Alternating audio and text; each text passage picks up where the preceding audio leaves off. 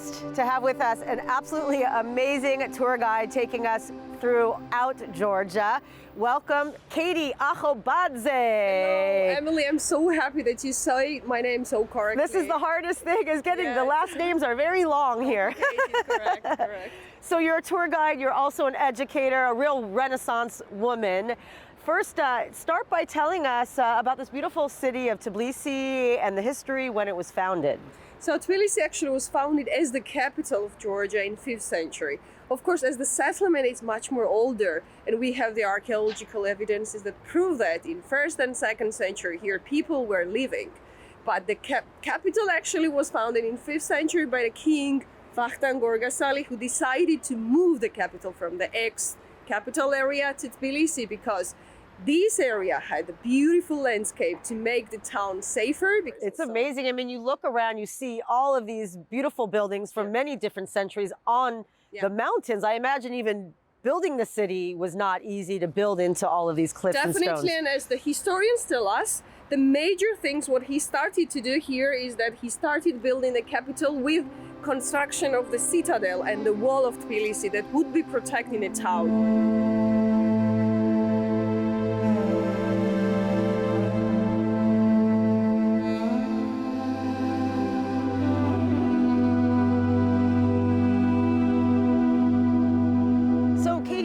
What we're seeing behind us here. So we're in a very central part of Old Tbilisi, and the name is the Rire Park, and just behind us is the most beautiful, actually, the new architecture of Old Tbilisi, which is called Peace Bridge. And at some point it also reminds us like Eiffel Tower for the Parisians, because from the beginning almost nobody liked it because it's too the modern architecture for the too old city. But now we cannot imagine the old downtown without this bridge, because this is actually the one which is connecting the old part of Tbilisi to the new one. This is why it's called Peace Bridge, the pedestrian, and it's also decorated with a special type of the neon bulbs that are more than 27,000 in number. Yes. Wow.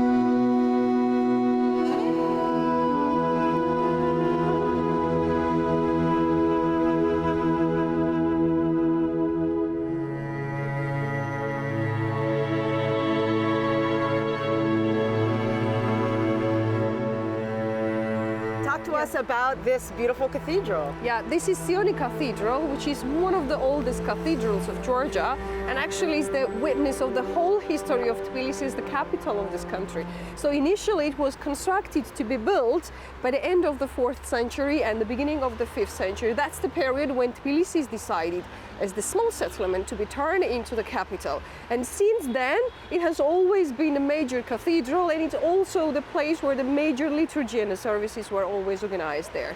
And we have the several also historical moments how actually the different invaders used this beautiful structure for their purposes. So they destroyed, but not fully, but then it was demolished a little bit.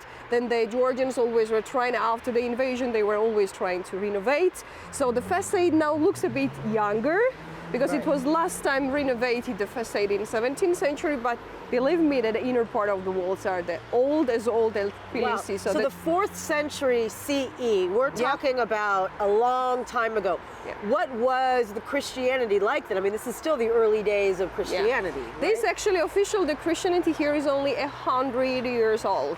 That's all. But making the Christianity as the state and a major religion in this country, it also was the announcement for this country, like the political direction to the West, the East Rome Empire. So everything, like, the identity, the culture started in this country to be based on the Christian religion. No wonder why Georgians also were trying to build the cathedrals, and especially in the place where they were going to make the cathedral, like the capital of this country here.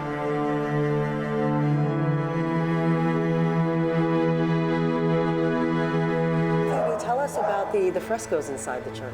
Yeah, the frescoes sadly are not the original ones, because in 19th century, when Russian Empire conquered Georgia, they whitewashed the major part of the original traditional Georgian frescoes that already were the hundreds of years old, and they repainted all these frescoes as the Russian style, the paintings. So this is why in this beautiful cathedral we don't have the original frescoes anymore. So Yes. the Russian influence is still inside this Yeah, church, and even if we- it's not asked for. Yeah, of course, and we didn't change anything because this is the part of the history, and that's all. It's all about the Christianity and it's all about the religion. So if it's still about the Christianity, we decided not to change that.